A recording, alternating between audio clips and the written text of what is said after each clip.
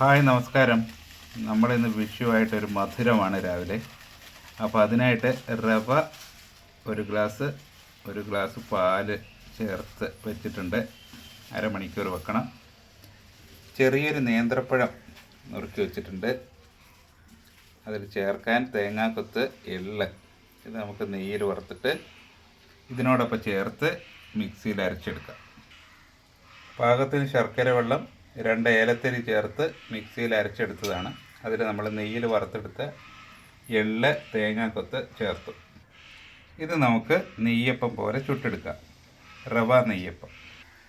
ഒരു ചീനച്ചട്ടിയിൽ നമ്മൾ വെളിച്ചെണ്ണ എടുത്തിട്ടുണ്ട്. അതിലേക്ക് നമുക്ക് മാവൊഴിച്ച് ചുട്ടെടുക്കാം. ഇത് നമുക്ക് ഉണ്ണിയപ്പക്കാരയിൽ ഒഴിച്ചാൽ ഉണ്ണിയപ്പമായിട്ടും ചുട്ടെടുക്കാൻ പറ്റും. ഇതാ നമ്മുടെ റവ നെയ്യപ്പം തയ്യാറായി.